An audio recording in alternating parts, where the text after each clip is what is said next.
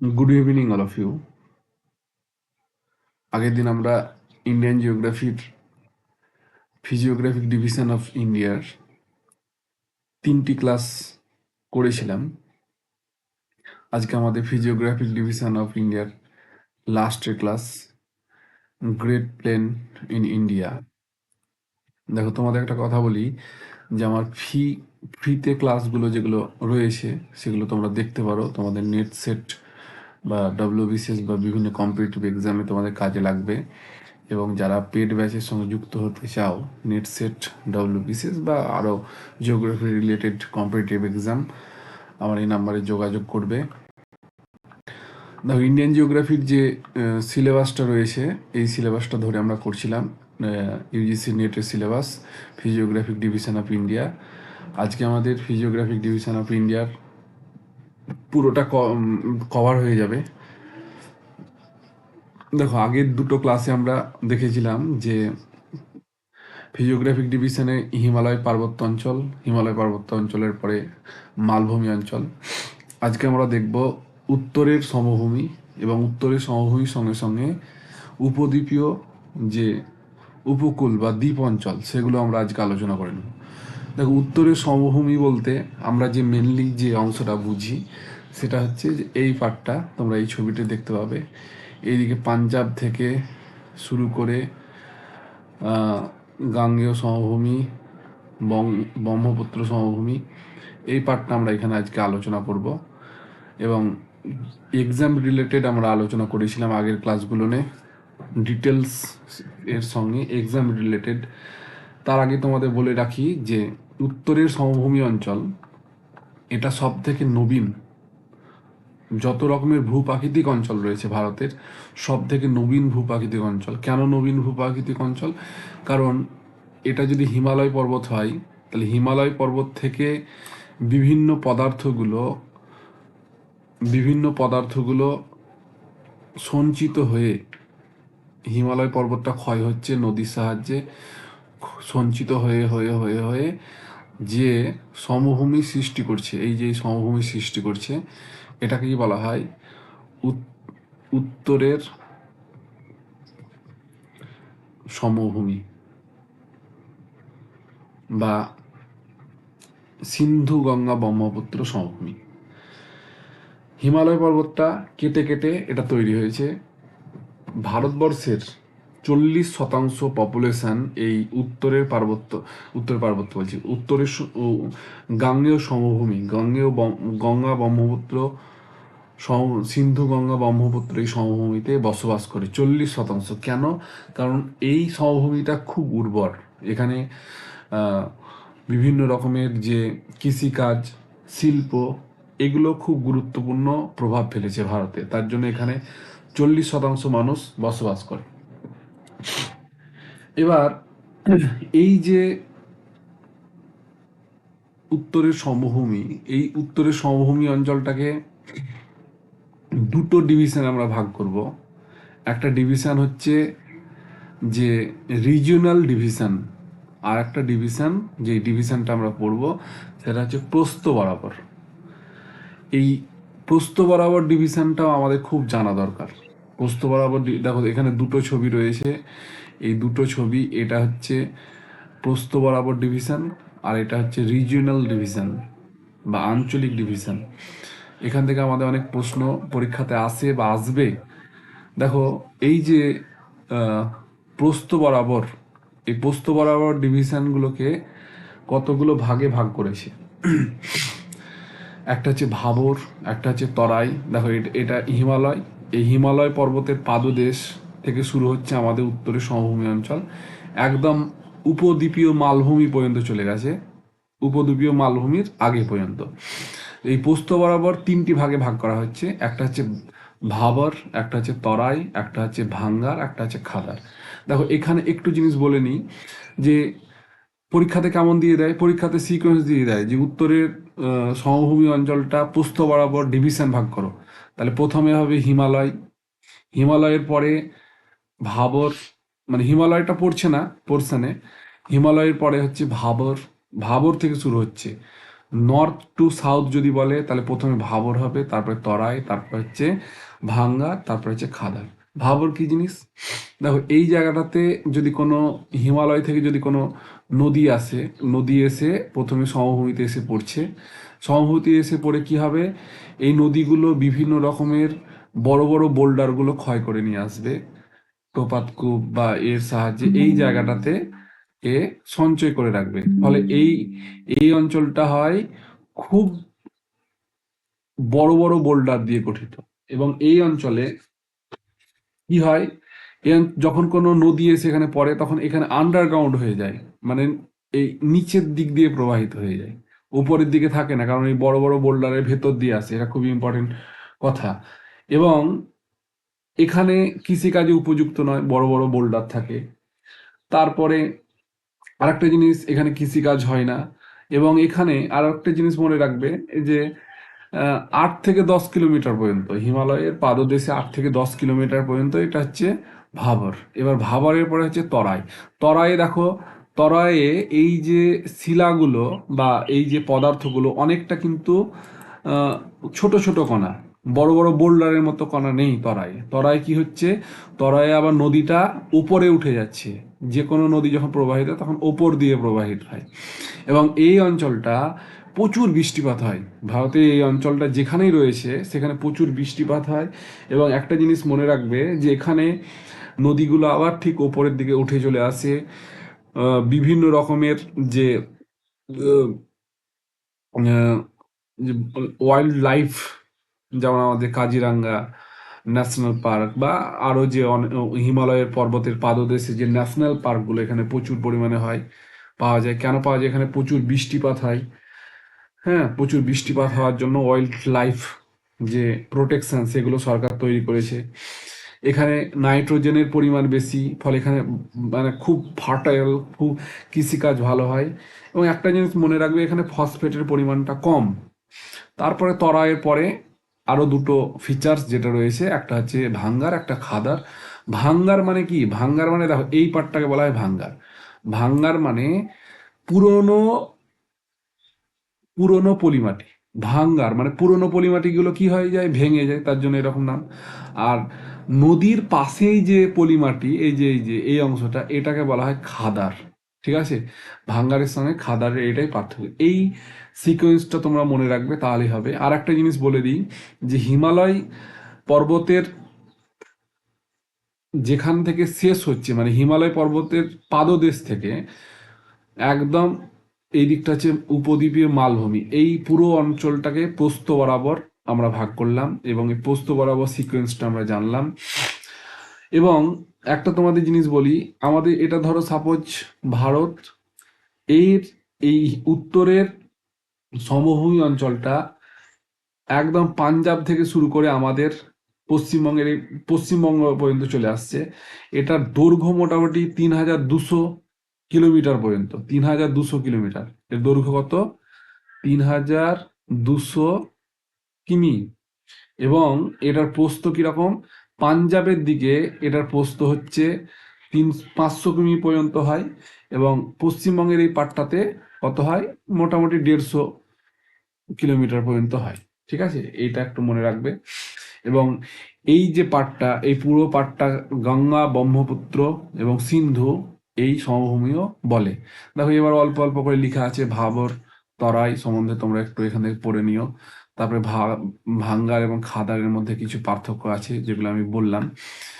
এবার আঞ্চলিক বিন্যাস যদি আমরা করি, সেই আঞ্চলিক বিন্যাসে দেখো এই ছবিটা তোমরা দেখো তাহলে বুঝতে পারবে, এটা হচ্ছে আঞ্চলিক বিন্যাস, রিজিওনাল ডিভিশন। দেখো এই রিজিওনাল ডিভিশনকে আমরা কতগুলো ভাগে ভাগ করে নিয়েছি।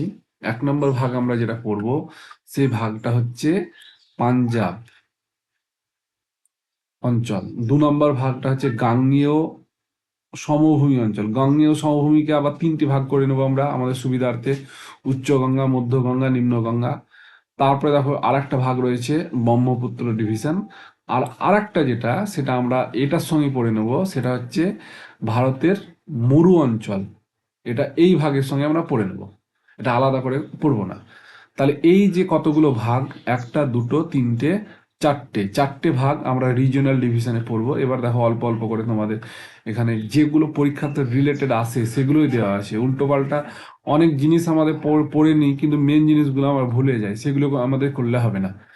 দেখো, গাঙ্গেয় সমভূমি, একদম গাঙ্গেয় সমভূমি তো তোমরা সবাই পড়েছো ছোট থেকে, যেটা এখানে দৈর্ঘ্য দেখো দেওয়া আছে কত কিলোমিটার। একদম গাঙ্গেয় সমভূমি দিল্লি থেকে কলকাতা পর্যন্ত এটা বিস্তৃত।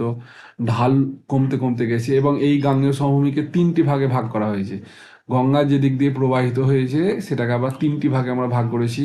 একটা হচ্ছে উচ্চ গঙ্গা, মধ্য গঙ্গা, আর একটা নিম্ন গাঙ্গেয় সমভূমি।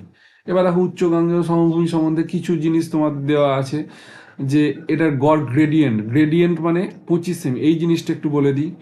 গ্রেডিয়েন্ট মানে 1 কিলোমিটার এখান থেকে এইটা যদি গঙ্গা নদী যায় 1 কিলোমিটার পাড়ে যদি হাঁটতে থাকি, তাহলে এর উচ্চতা কত কতটুকু বাড়ছে দেখো, 25 সেন্টিমিটার। 1 কিলোমিটার যদি যাই তাহলে এখানে যা উচ্চতা ছিল এখানে 25 সেন্টিমিটার বৃদ্ধি পাচ্ছে, এটাকে বলা হয় গ্রেডিয়েন্ট।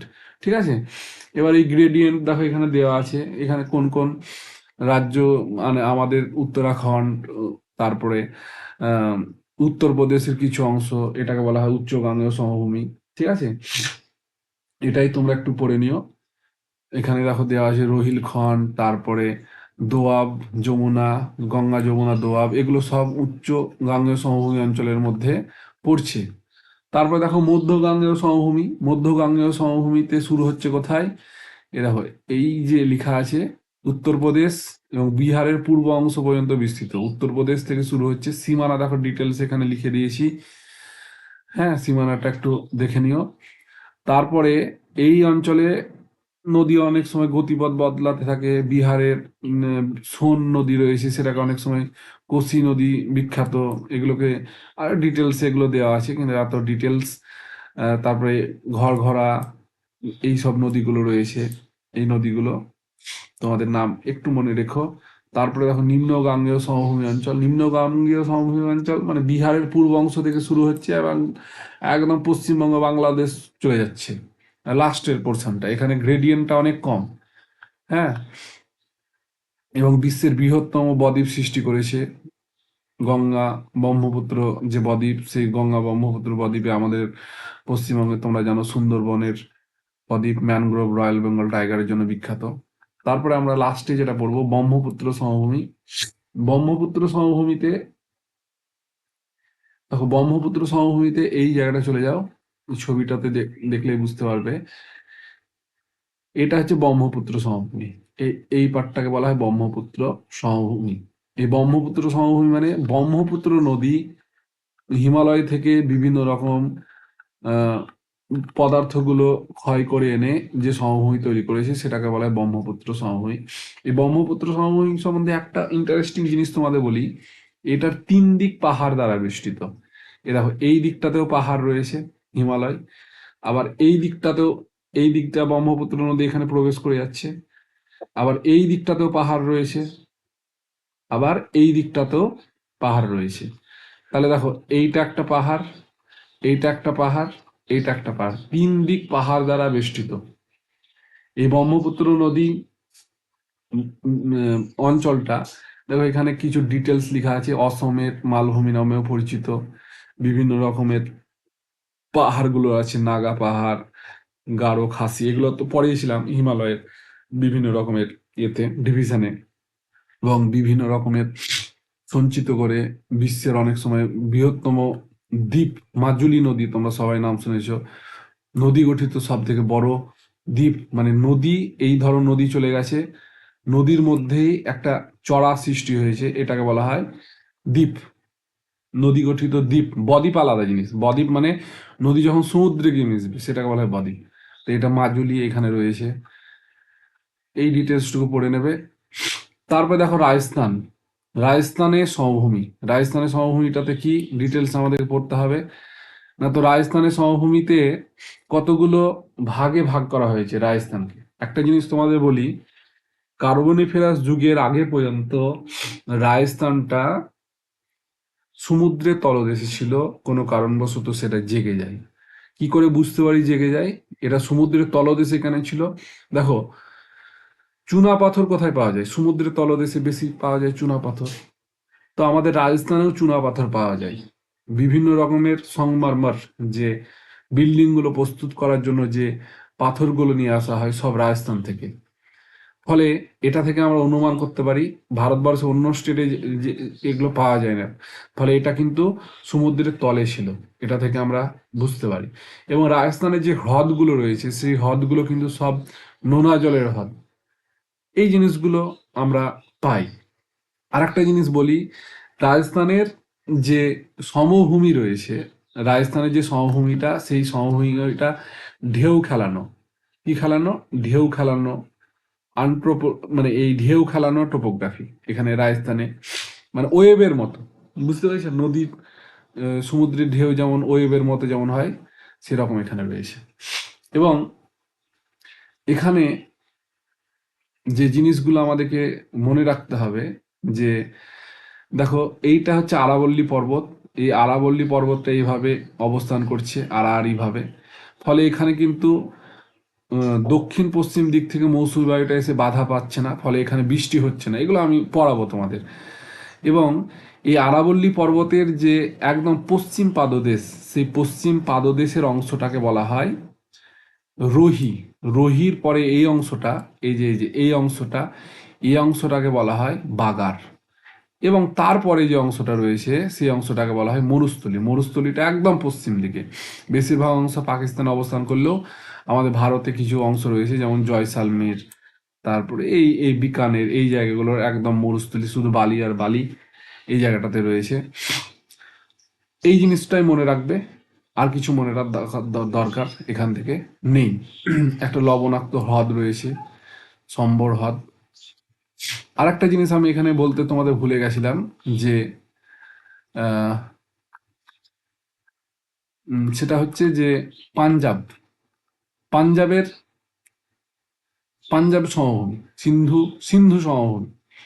দেখো এই যে ছবিটা দেখো, এই ছবিটাতে তোমরা দেখতে পাচ্ছ যে পাঞ্জাব মানে হচ্ছে পঞ্চনদের যে সমভূমি, সেটাকে বলা হয় পাঞ্জাব। পাঞ্জাব সিন্ধুর যে উপনদীগুলো রয়েছে, সেই নদীগুলো এই জায়গাটাতে পাঞ্জাব সমভূমি তৈরি করেছে। JCRBS, এটা আমি যখন রিভার বাড়াবো তখন আমি ঠিক বলে দেব। দেখো অনেক সময় এখান থেকে কি দেয় প্রশ্ন, পাঞ্জাব বা পাঞ্জাব প্লেন থেকে পরীক্ষাতে প্রশ্ন দিয়ে দেয় যে পাঞ্জাবে দোয়াবগুলো আলোচনা করো। দোয়াবগুলো কি? দেখো দোয়াব মানে আগে বলে দিই, দুটো নদীর দুটো নদীর যে মাঝখানের যে সমভূমি সেটাকে বলা হয় দোয়াব। দুটো নদীর মাঝের যে সমভূমি সেটাকে বলা হয় দোয়াব। এটা ভালো করে মনে রাখবে। তো এই দোয়াবগুলো পাঞ্জাবে দেখা যায়, এবং পাঞ্জাবে পলি, একদম নতুন পলি, যেটাকে বলা হয় বেট। পাঞ্জাবের যে নতুন পলি গঠিত যে অংশ সেগুলোকে বলা হয় বেট। এবং দেখো এই ছবিটা দেখলেই বুঝতে পারবে যে এই জায়গাটাতে একটা নদী চলে গেছে। এই নদীটার নাম হচ্ছে ইন্দাস বা সিন্ধু নদী। দেখো এই যে সিন্ধু নদী, আর এই দিকে একটা নদী চলে গেছে ঝিলাম। এই ঝিলাম নদীর, সিন্ধু নদী এবং ঝিলাম নদীর মাঝে যে দোয়াব, এই যে হলুদ রঙের যে দোয়াব, সেটাকে বলা হয় দেখো সিন্ধ সাগর দোয়াব। এটা তোমরা ভালো করে মনে রাখবে, সিন্ধ সাগর দোয়াব। তারপরে দেখো রয়েছে ঝিলাম নদী, আর এইদিকে দেখো চেনাব নদী। ঝিলাম নদী এবং চেনাব নদীর মাঝে যে নীল রঙের যে দোয়াবের অংশ, সেটাকে বলা হয় জেচ দোয়াব বা জাচ দোয়াব। দেখো জেই থেকে ঝিলাম, CH থেকে চেনাব, এইভাবে মনে রাখবে। এই দোয়াবটাকে বলা হয় জাচ দোয়াব। তারপরে দেখো রয়েছে এইদিকে রয়েছে চেনাব নদী, এই যে এটা চেনাব। আর এইদিকে রয়েছে রাভি নদী। এই দুটো নদীর মাঝে একটা দোয়াব দেখা যাচ্ছে, সেই দোয়াবটাকে বলা হয় রেচনা দোয়াব। রেচনা, আর ইতে হচ্ছে রাভি এবং CH এ হচ্ছে চেনাব। বাস হয়ে গেল। তারপরে দেখো রয়েছে এইদিকে হচ্ছে রাভি নদী, আর এইদিকে আর একটা নদী চলে গেছে। এই নদীটা আহ বিয়াস, বিয়াস নদী, বিয়ে, তাহলে এটাকে বলা হয় বাড়ি দোয়াব। বাড়ি মানে হচ্ছে বিয়াস, আর এই দিকটাতে রাভি, নীল রঙের এই দোয়াব।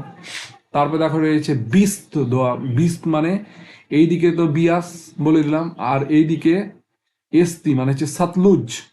এই দুটো নদীর যে মাঝে দোয়াব সেটাকে বলা হয় বিস দোয়াব। এই দোয়াব কটা মনে রাখো, বাস, আর কিছু মনে রাখার দরকার নেই।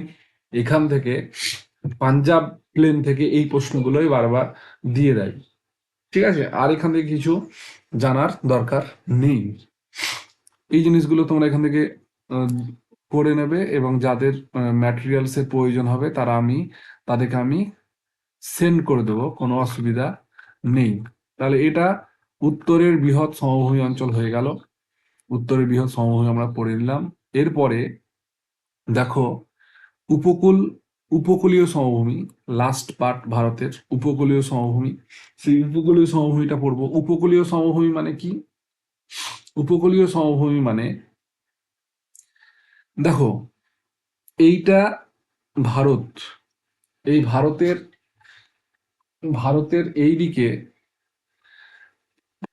এইদিকে সমুদ্রের মানে এতে একটা সমভূমি রয়েছে, তারপরে পাহাড় রয়েছে, পশ্চিমঘাট পর্বত। আবার পূর্ব দিকেও কিছুটা উপকূলীয় সমভূমি রয়েছে, তারপরে পাহাড় রয়েছে। এই দুটোকেই বলা হচ্ছে উপকূলীয় সমভূমি। উপকূলীয় সমভূমি আমরা পূর্ব উপকূলীয় সমভূমি এবং পশ্চিম উপকূলীয় সমভূমি পড়বো। একটা জিনিস দেখো, এখানে টেবিলে খুব একটা জিনিস, ভাইটাল জিনিস লেখা আছে। রাজ্যগুলির মধ্যে, মূল ভূখণ্ডের যে রাজ্য সেগুলির মধ্যে গুজরাট সব থেকে বেশি উপকূল রেখা দখল করেছে।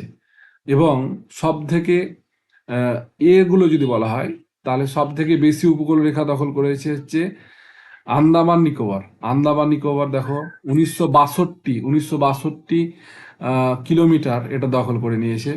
এই উপকূলীয় সমভূমিকে আমরা দুটো ভাগে ভাগ করেছি, দেখো এইদিকে পশ্চিমের উপকূলীয় সমভূমি এবং পূর্বের উপকূলীয় সমভূমি। পশ্চিম উপকূলীয় সমভূমিকে দেখো, এখানে কচ্ছের রন, তারপরে কাথিয়াবার, এই যে গুজরাটের এটা কাথিয়াবার। তারপরে হচ্ছে এখান থেকে, এই জায়গাটা থেকে এই জায়গাটাকে বলা হয় মহারাষ্ট্র বা কোঙ্কণ উপকূল। এই জায়গাটা থেকে এই জায়গাটা দেখো কর্ণাটক উপকূল বা কানড়া উপকূল। তারপরে এই কানড়া উপকূলের পরে এই কন্যাকুমারী পর্যন্ত এই জায়গাটা, এই উপকূলটাকে বলা হয় মালাবার উপকূল। খুব ভাইটাল জিনিস মালাবার উপকূল। তারপর দেখো পূর্ব দিকে উপকূল রয়েছে, একদম এই দিকে সুবর্ণরেখা নদী থেকে একদম এত দূর পর্যন্ত, উড়িষ্যার এই পাট পর্যন্ত কৃষ্ণা, এইটাকে বলা হয় উত্তর সরকার উপকূল। এই যে এত দূর পর্যন্ত এটাকে বলা হয় উত্তর সরকার উপকূল, কৃষ্ণা নদী পর্যন্ত। তারপরে কৃষ্ণা নদীর পর থেকে একদম কন্যাকুমারী পর্যন্ত এটাকে বলা আবার করমণ্ডল উপকূল। এই দুটো উপকূল আমরা পড়বো। দেখো এই উপকূল, দুটো উপকূলের কি কি বৈশিষ্ট্য এখান, এবং এখান থেকে কি কি প্রশ্ন আছে সেগুলো আমাদেরকে জানতে হবে। এই যে উপকূল, পূর্ব উপকূলটা প্রাচীন এবং পশ্চিম উপকূলটা অনেকটাই নবীন, কারণ পূর্ব উপকূলে অনেক পাহাড় পর্বতগুলো ক্ষয় পেয়ে পেয়ে অনেকটা নিচু হয়ে গেছে। এবং এটা একটা জিনিস মনে রাখবে যে পূর্ব উপকূলটা ওপরের দিকে উঠে যায়। ভূমিরূপ ভূমিরূপের উত্থানের ফলে পূর্ব উপকূলটা তৈরি হয়েছে, এবং পশ্চিম উপকূলটা কি তৈরি হয়েছে? পশ্চিম উপকূলটা তৈরি হয়েছে ভূমিরূপের অবনমনের ফলে। ভূমিরূপ এখানে নিচে বসে যায়, সমুদ্রে বসে যায়, ফলে এটা তৈরি হয়েছে। পশ্চিম উপকূলটা অনেক অনেক জায়গাতে এখানে মানে কি বলবো, মানে জাহাজগুলো ভালো যেতে পারে, কারণ এটা গভীর পোতাশ্রয়যুক্ত। এবং পূর্ব উপকূলটাতে অনেক বন্দরগুলো যেগুলো তৈরি হয়েছে অনেক গভীর নয়, প্রত্যাশর ঠিকঠাক ভাবে ভালোভাবে গড়ে। দেখবে তোমাদের একটা জিনিস বলি, যে উপকূলগুলো এইরকম হয়, এইরকম এই উপকূলগুলো খুব গভীর হয়। আর যে উপকূলগুলো স্টেট হয়, যেমন ভারতের দুটো উপকূলই স্টেট, এগুলো নিয়ে জাহাজ খুব কাছে পর্যন্ত আসতে পারে না, কারণ অনেকটা জলের গভীরতা থাকে না। কিন্তু এই রকম উপকূলে জলের গভীরতাটা বেশি থাকে, এগুলো ভারতে দেখা যায় না সাধারণত। আমরা ইউরোপের যে উপকূলগুলো সেগুলো এখানে দেখতে পাবো, পোতাশ্রয় ভগ্ন উপকূল এগুলো তৈরি হয়েছে। এবার দেখো এখানে কিছু কিছু করে ডিটেলস এখানে লেখা আছে, সেই ডিটেলস গুলো আমাদেরকে পড়তে হবে। উত্তর সরকার উপকূল একদম সুবর্ণরেখা নদী থেকে কৃষ্ণা নদী পর্যন্ত, এই যে একটু আগে বললাম সুবর্ণরেখা নদী থেকে কৃষ্ণা নদী পর্যন্ত, এইটাকে বলা হয় উত্তর সরকার উপকূল। এখানে ইসরো লঞ্চিং শ্রীহরিকোটা রয়েছে। তারপরে করমণ্ডল উপকূল কৃষ্ণা নদীর বদ্বীপ থেকে একদম কন্যাকুমারী পর্যন্ত। এখানে মান্নান উপসাগর বা পক প্রণালী, শ্রীলঙ্কার সঙ্গে ভারতের যে সেটা এখানে রয়েছে। তারপরে দেখো পশ্চিম উপকূলের মধ্যে কচ্ছ, কচ্ছ মানে এইটা, এই এই অংশটাকে বলে কচ্ছের রণ। এখানে আমাদের পেট্রোলিয়াম পাওয়া যায়, এটা একটু মনে রাখবে। তারপরে কাথিয়াবার, উপকূল মানে দেখো এই এই উপকূলটা কাথিয়াবার, এই এই এই পার্টটাকে বলে কাথিয়াবার। এখানে দেখো কিছু ডিটেলস লেখা আছে, এতটুকুই পড়ো, এখানেই এনাফ। র্যাডিক্যাল ড্রেনেজ মানে হচ্ছে এরকম ভাবে যে নদীর এগুলো প্রবাহগুলো তৈরি হয়, সেটাকে বলা হয় র্যাডিক্যাল ড্রেনেজ। তারপরে হচ্ছে গুজরাট সমভূমি, গুজরাট সমভূমি মানে এই জায়গাটাকে বলা হয় গুজরাট সমভূমি, মানে উপকূল অংশটা। তারপরে হচ্ছে কোঙ্কণ উপকূল, কোঙ্কণ উপকূল মানে এই যে মহারাষ্ট্র, এই পার্টটাকে বলা হয় কোঙ্কণ উপকূল। কোঙ্কণ উপকূল সম্বন্ধে দু তিনটে কথা লেখা আছে, দমন থেকে গোয়া পর্যন্ত বিস্তৃত, বেশ ভগ্ন। ভগ্ন মানে কি বললাম? ভগ্ন মানে এইরকম, এই যে এইরকম, এইরকম যদি হয় উপকূলটা, এদিকটা সমুদ্র এদিকটা স্থলভাগ, ভগ্ন হলে কি হবে? জাহাজগুলো যেতে পারবে, মানে ব্যবসা বাণিজ্যগুলো খুব ভালো হবে জাহাজে করে। কোঙ্কণ উপকূলের পরে দেখো এখানে এই ছবিটাতে দেখতে পাচ্ছ তোমরা, খুব সুন্দরভাবে দেওয়া আছে। কোঙ্কণ উপকূলের পরে দেখো তোমাদের কর্ণাটক বা কানড়া উপকূল, একদম এই কেরল পর্যন্ত এটা বিস্তৃত, এই কেরলের পর্যন্ত বিস্তৃত। তারপরে মালাবার উপকূল শুরু হচ্ছে। মালাবার উপকূল মানে একদম সব থেকে লাস্টের পার্টটা, এইটাকে বলা হয় মালাবার উপকূল। এই মালাবার উপকূলটা খুব বিখ্যাত জায়গা, এখানে সাইলেন্ট ভ্যালি রয়েছে। এগুলো আমি সব পড়াবো তোমাদের ডিটেলস। বছরে দুবারও বৃষ্টিপাত হয় এখানে। কয়াল রয়েছে, মানে সামুদ্রিক যে হ্রদ, পেরিয়ার নদী এখানে রয়েছে। এই হয়ে গেল। তারপরে দেখো দ্বীপ, দ্বীপ মানে সামুদ্রিক দ্বীপ। সেই সামুদ্রিক দ্বীপ দুটো আমাদের দ্বীপপুঞ্জ রয়েছে, একটা হচ্ছে বঙ্গোপসাগরীয় দ্বীপপুঞ্জ, আর একটা আরব সাগরীয় দ্বীপপুঞ্জ। বঙ্গোপসাগরীয় দ্বীপপুঞ্জের মধ্যে আমরা আন্দামান নিকোবর দ্বীপপুঞ্জটা পড়বো। আন্দামান নিকোবর দ্বীপপুঞ্জটা কিভাবে তৈরি হয়েছে? আন্দামান নিকোবর দ্বীপপুঞ্জটা আগ্নেয় সঞ্চয়। এটা হচ্ছে ধরো সাপোজ সমুদ্র, সমুদ্র থেকে ম্যাগমাগুলো আগ্নেয় উঠে এসে যে তৈরি হয়েছে, সেটাকে বলা হয় আন্দামান। আর অন্যদিকে লাক্ষাদ্বীপ যেগুলো রয়েছে না আমাদের, সেই লাক্ষাদ্বীপগুলো কিভাবে তৈরি হয়েছে? যে সামুদ্রিক যে অব মানে সঞ্চয়, সামুদ্রিক সঞ্চয়ের ফলে এগুলো তৈরি হয়েছে। দেখো এখানে ডিটেলসে তোমাদের লেখা আছে কি কি জিনিস, যে আন্দামান নিকোবর দ্বীপপুঞ্জে 221টি দ্বীপ আছে, 204টি দ্বীপ। আন্দামান নিকোবরে 17টি দ্বীপ, একদম 6 ডিগ্রি 30 মিনিট থেকে একদম 14 ডিগ্রি পর্যন্ত। দেখো এইটা হচ্ছে 6 ডিগ্রি 30 মিনিট থেকে 14 ডিগ্রি পর্যন্ত এখানে রয়েছে। দেখো আন্দামান এবং নিকোবরের মাঝে 10 ডিগ্রি চ্যানেল রয়েছে। ঠিক আছে, এই জিনিসগুলো একটু পড়ে রাখতে হবে। হ্যাঁ, তারপরে আন্দামান দ্বীপপুঞ্জে স্যাডেল পিক হচ্ছে বিখ্যাত অন্যতম পাহাড়, এইগুলো এখানে লেখা আছে। আগ্নেয়, এভাবে আগ্নেয় সঞ্চয়ের ফলে তৈরি হয়েছে। এই কিছু ছোট ডিটেলস, এগুলোই, এর বাইরে কিছু পড়ার দরকার নেই। ইন্দিরা কল এখানে রয়েছে। আর সব থেকে আর একটা ইন্টারেস্টিং জিনিস হচ্ছে আরব সাগরের দ্বীপ। আরব সাগরের দ্বীপ লাক্ষাদ্বীপ, অমিনদ্বীপী, তারপরে মিনিকয়। এই মিনিকয়টা, এই জিনিসগুলো আমরা এখানে পড়বো। দেখো এই যে লাক্ষাদ্বীপ সম্বন্ধে দেওয়া আছে, মালদ্বীপ, মালদ্বীপ এবং মিনিকয়ের মাঝে দেখো 8 ডিগ্রি চ্যানেল।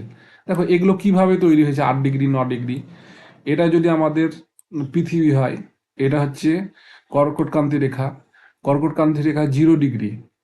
তারপরে কর্কটক্রান্তি রেখার পরে এটা হচ্ছে 23.5 ডিগ্রি, হচ্ছে এই সরি নিরক্ষরেখা 0 ডিগ্রি। তারপরে কর্কটক্রান্তি রেখা এটা 23.5 ডিগ্রি, ঠিক আছে, 23.5 ডিগ্রি। এবার এইটার মাঝে 8 ডিগ্রি 9 ডিগ্রি, এই যে 8 ডিগ্রি মানে নিশ্চয়ই এখানে পড়বে 8 ডিগ্রি, এই এই জায়গাটা 8 ডিগ্রি।